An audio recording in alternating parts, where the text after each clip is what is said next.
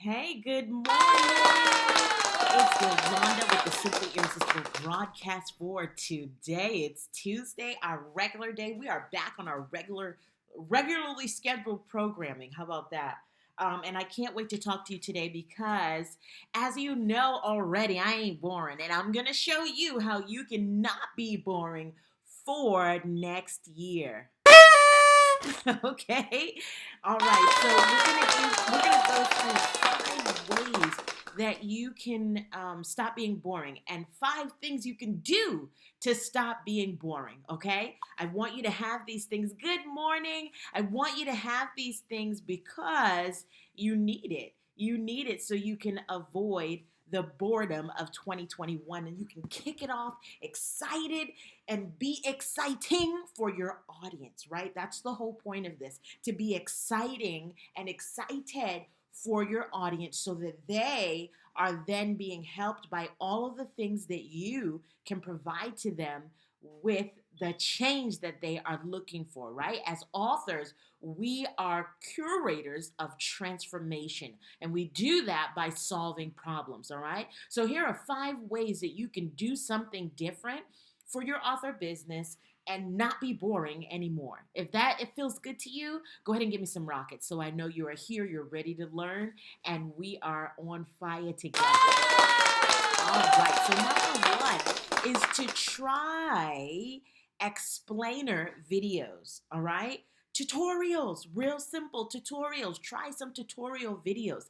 In those tutorial videos, you are breaking down what to do when, right? And that is a big thing that people scour the internet for. When you look at what people are typing into the search bar, right? In the Author Boss Academy, I show you some of the tools that you can use so that you can figure out what your audience is typing into the search bar to get what they need. So when you figure that out using those tools in the Author Boss Academy, you can know then, hey, good morning, Pastor Conley.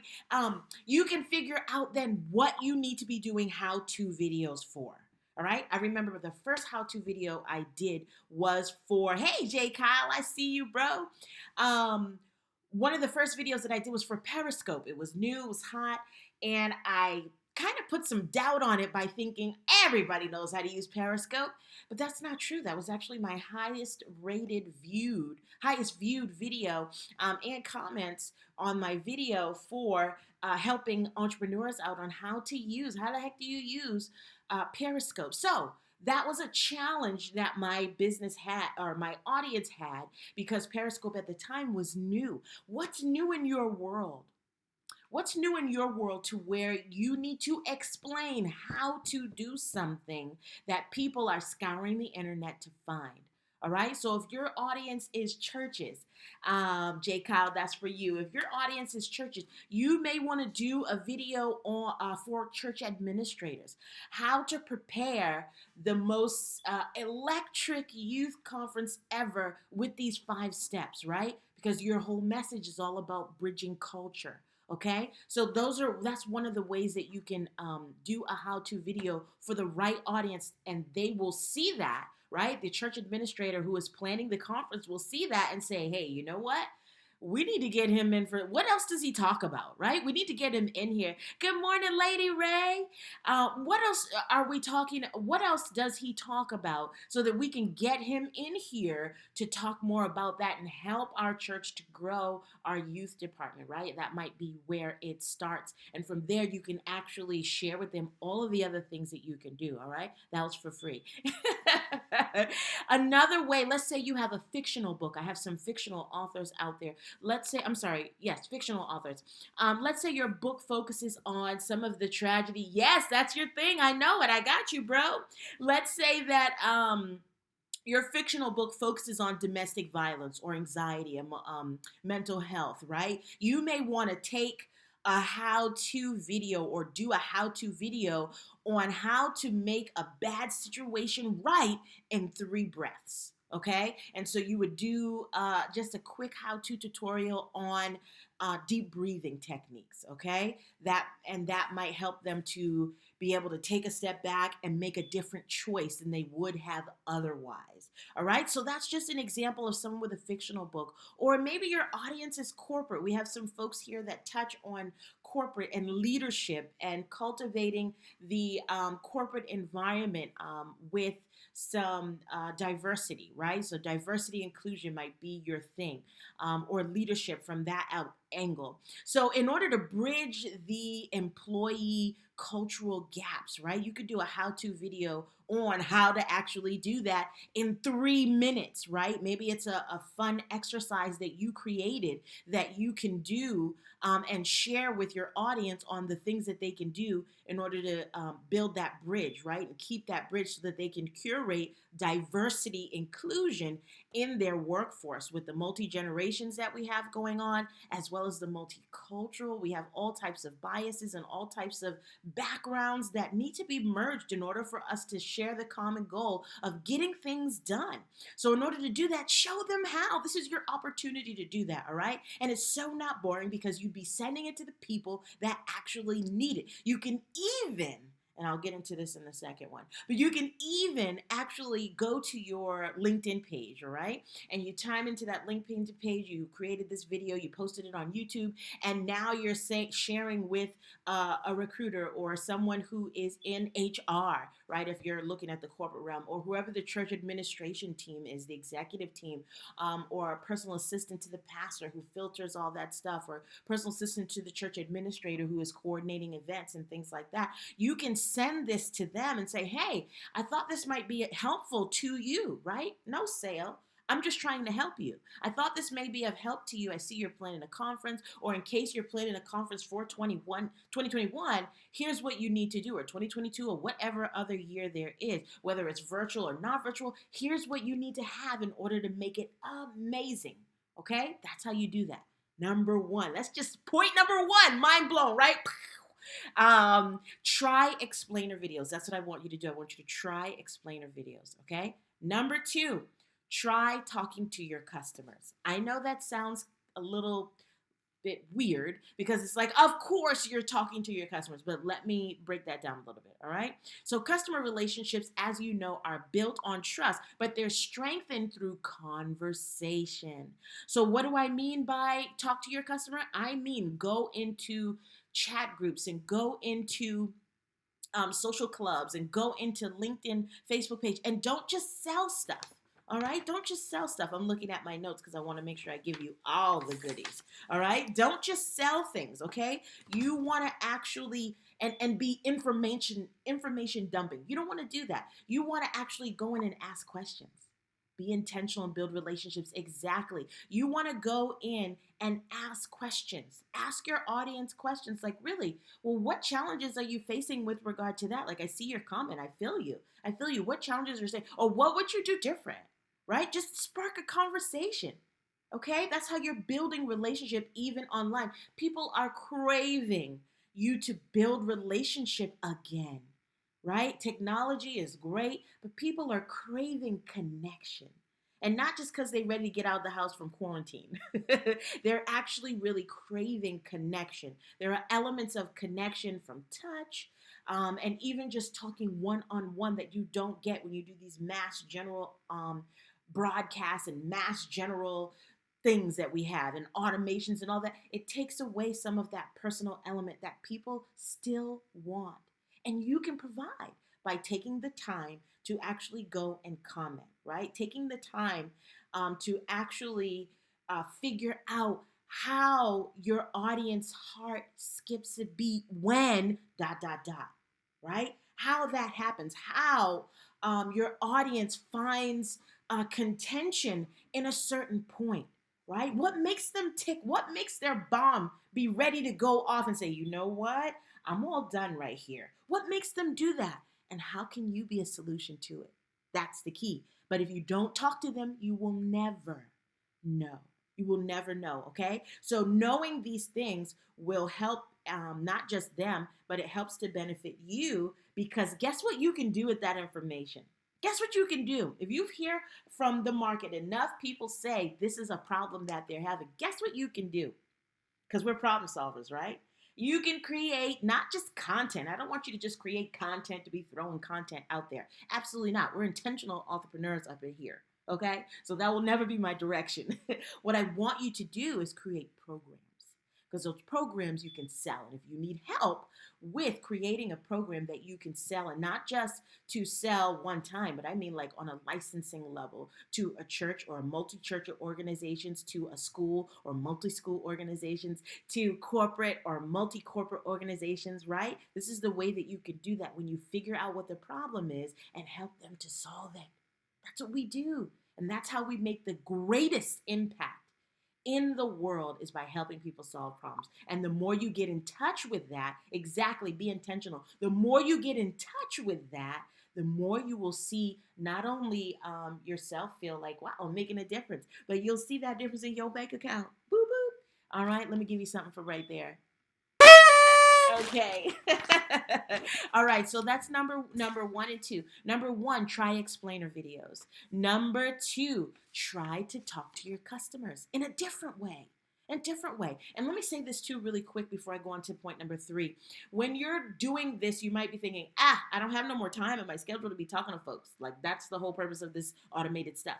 Yes, this is true. You don't have a lot of time, but you make time for what's important.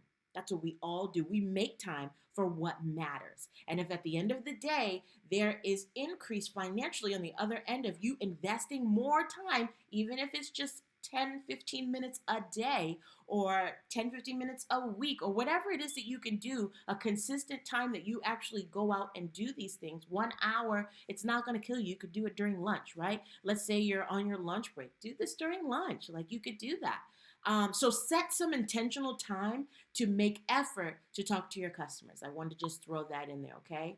Yes, explainer videos, number 1, talk to the customer, not at the customer. Talk to the customer. Number 2. Number 3, try new forms of media, like with streaming video, all right? So I'm going to bring it up again. TikTok, TikTok, TikTok, TikTok, okay? TikTok is fun. I've gotten a lot more views and actually some pretty good leads with clients who saw a TikTok that I did, that they was like, oh, wow, I don't know how to write a book. I always wanted to do this. How do we do that? Let's set up a call. And so now you have a lead. So with TikTok, it's not just for the young folks, okay? It's not just for young people. There's actually stuff that everyone can do to feel natural and still feel like themselves, so long as you're creatively doing it. So there's one particular challenge where it's some kind of, it looks like you're about to twerk, that's for the young people, right? No, it looks like you're about to twerk and do some different things. And what happens is, I saw some older folks doing it. So it was like, the person looked like 60, right? So he grabbed his wife, he tapped his wife, and he's like, the music's going, getting ready. And right at the part that he was going to do the little dance where he's shaking and twerking and whatever, he stopped and was like, you didn't really think I was going to do that, right? And so it was funny, and it made you say, oh my gosh, wow, what else does he do that's funny? I enjoyed that. Right? I got on TikTok because I was looking for something that was not so serious, something that was fun, and just to browse and just like have fun watching people's TikToks, right? But what I found was like, oh wow, I wonder what he does. Like, that was cool. That was funny, right? He's older, so I watched because it was like, is this old man really gonna be dropping it like it's hot and twerking it like it's working, or what? And so it engaged my interest. That's the point. That's what you want to do. You want to capture their attention, not be boring. You want to capture their attention and get them to engage and see what else you can do. I've also seen TikToks. There's one in particular where a young lady, she is marketing her business. And so there's music in the background, and she just has a little script on, that was like the TikTok thing. It was a little script that like says different things about how you can do something. All right. And other people were using it for something else, but she took it and spun it different and told about her business. I've seen other TikToks where she does things with clothes. So what she does is give you poses, ideas, right? Here's 5 poses you can do for this kind of outfit, or here's 3 ways you can match orange with something, right? And so they do different poses, and you do it to the little music, and you're keeping people's interest in focus with what your expertise is. There's a way that you can do it. I don't particularly like the church comedy where you're pretending to shout and pretending to, do these different things. But some people like that. Your audience might love it. Do that. Do that. Do a little bit of that. Not constantly, but do a little bit of that so they can see, oh my gosh, that was so funny. What else does he do? Let me follow him. Let me follow her. What else do they do? Okay? That's the way to do that. So, new forms, I want you to explore non-boring forms of media, right? Content creation, when you're actually putting content out there, it isn't just about content that, depending on the platform, it isn't just about content that people necessarily can use per se. Sometimes that content curation is all about getting their attention. And you can do that through being yourself and having a little fun. All right? If you're feeling that, let me get some rockets. So, number one is try explainer videos. Number two is talk to your customer. Number three is try new forms of media, like video through TikTok. Okay, non-boring. Thank you very much. All right, number four. Try to automate some of your marketing. So let's say you have a newsletter. Okay, let's say you have a newsletter that you send out every month. All right. It is now 1 year before the new year where you're going to start your new newsletter stuff, right? Why not? If you do a newsletter once a month, why not take some time, whether it's a week or 2 weeks? If you take a week, you can do 2 a day, and get that done. Why not pick out the 12 topics that you want to focus on? This is just for the newsletter. Pick out the 12 topics that you want to focus on. Write them, or create them, take pictures, whatever it is that you want to include in your newsletter for your audience, and create them now and schedule them with your email campaigner. Whether you're using, who do I use? I got to look at. Active Campaign, that's what I use. Whether you're using Active Campaign, whether you're using MailChimp, it doesn't even matter what the heck you're using. Whatever it is you're using, you can take the opportunity right now, just 1 week worth of time, where you write 2 newsletters a day, whether it's for your church, whether it's for your audience, your entrepreneurs, whether it's for your fictional audience of juicy stuff you want to, or story building, or whatever it is you want to do. Whether you got jewelry selling going on, whatever it is, okay? Whatever it is that you want to do, you can make that happen early. You don't have to wait till that month comes and be like, oh, I got to put it out the 15th and now it's the 12th. Let me get writing. Stop. Get rid of that. Brush your shoulders off with all that tension and stress. You must like to be stressed if you want to wait for that. Stop. Prepare now. That's something really easy you can automate now.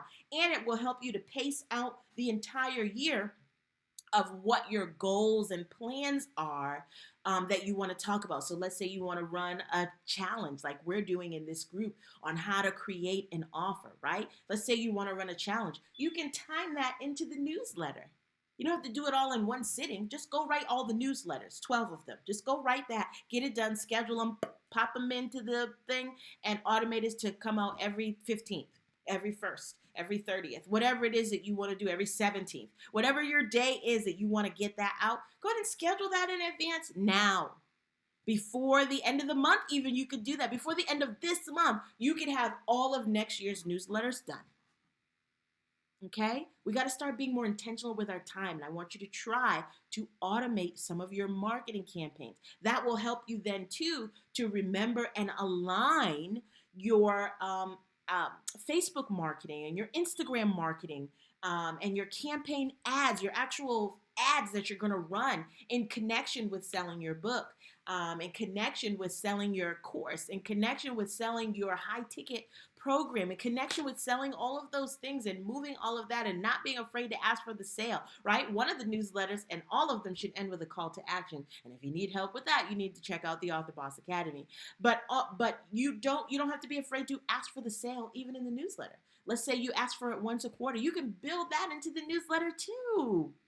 All right? There's so much that you can do if you are just taking a step back and being intentional about how you are planning out and mapping out the year.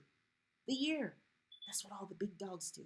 They map it out for the year. Ain't no big boss scheduling something once a month. You don't have time for that.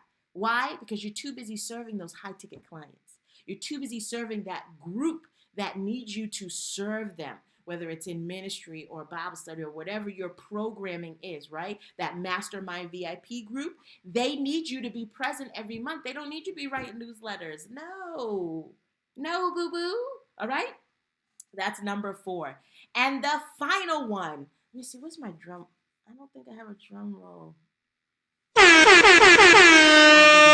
Okay. The final one is try to learn voice technology. All right. So when you're learning that voice technology, it's going to be very important for you to pay attention to the data. And all of my Author Boss Academy folks, you already know data is king. We love data. Oh, we love it. It's so yummy. All right. We love it because it helps to inform you about what your audience is present day, current, right now looking for. And why is that important? So you can always be selling and moving and helping people with what is relevant, not just because you thought it was a good idea. Okay? I know you thought it was a good idea to be able to put a how-to video out on a particular item, but you might find that your audience doesn't want that. And if you check out the data first, you won't create in reverse. All right? I want you to be able to create and be present and be on time in terms of current need of what your audience has. Okay, I need you to do that. So you got to look at the data. So when we're looking at the data, what are you looking for? Well, you're looking for what do people type in via voice, right? When you use your phone, Alexa, Alexa, honey, what do you want? What do people say, right? You're going to find that people are saying that they're asking for directions. You're going to find the adults mostly are looking to text that way, right? They text like, hey, honey, can you please stop at the grocery store and pick up trash bags? Okay. We're not typing. The young people, they do like, you can kind of swipe type. They do that kind of thing, but you'll learn what they're asking for. They'll say, Alexa, help me with my math homework, right? That's what the youth might put together. So you might find yourself then, if you know those are the things that depending on who your audience is, and you can have multi-audiences. We talk about that in the Author Boss Academy too. But I recommend that you focus on one per program. So if you have a program for youth, that's cool. Don't then blend it with the program you have for adults, all right? Don't call it the same thing, like make it a little bit different so that the young people know it's for them, and the older folks, not old, older folks know what's for them, okay? So you're going to look at what they are looking for, what they are speaking, looking for, right? The data is going to tell you that in voice technology. And then how you correlate that technology to your book is your next step. How do you blend? All right, they're looking for directions. Then I need to come up with a book that says, hey, learn direction memorization in 5 easy steps, right? Or like learn how to identify like what a sign can mean, in 2 easy steps, right? I might come out with something connected to that. Or, hey, are you looking for directions? Maybe you need some brain sharpening skills, right? And so I'll come up with some type of test that might look like interactive gamification, right? I want you to think gamification, okay? And that's actually one of the new forms of media I forgot to mention, gamification. I'll go back and talk about that in a second, okay? But think about those kind of things that you can create to align with your book, okay? And get them to engage with your content in connection with what they were already looking for, all right? What they're already looking for. Make your own video that does that, okay? So you want to ask yourself questions like, does my site need to add SEO, right? Search engine optimization. So when they type in stuff or when they speak text something, is that phrase on your website meta tags as well? Is it there? Do you need to add it?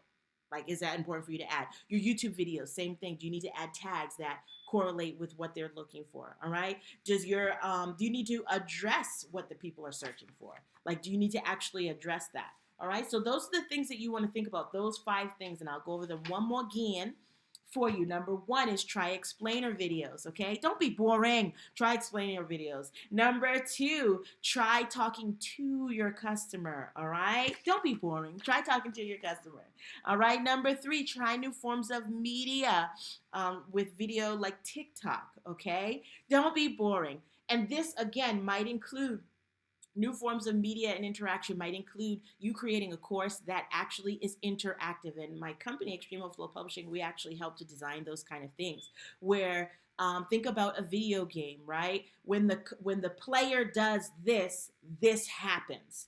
All right, so you might have it on your mobile course where when the audience says yes, then automatically this happens instead of it going to the next module, to the next module, to the next module, to the next module. All right, gamification is interactive in that way, where a normal course or a regular course model is a little more static and it just takes you step 1, 2, 3, 4, 5. It's a little more linear, where the gamification has a lot more diversity to how it's built. All right, so that's number 3. Try new forms of media. Okay, number 4, don't be boring. Automate your marketing. That didn't rhyme at all, but I gave it to you like that for free, okay? Don't be boring. Try to automate your marketing. Remember newsletter, all right? When you're thinking about number 4, remember newsletter. And number 5, try to learn voice technology and how to integrate that into your business platform as an author, with your programs, with your masterminds, with your VIP groups, and with your book. All right. So listen, those are the 5 things that you can do to stop being boring and not be boring for 2021, and bore your audience to sleep. Okay. That's just some of the things that you can do, 5 of them. If you need any help with any of them, please just reach out, connect, and comment below, and I will go ahead and answer any questions you may have. We are running a challenge right now in the group every night at 6 p.m. You will see the next day, which is the next level and next layer of the Create Your Offer Challenge. So if you are an author where you have a book and you don't have an offer, but you want to make greater impact, you need to be participating in the challenge, okay? So make sure you catch those videos. They play every day at 6 p.m. only in this group. Only in this group, just for y'all.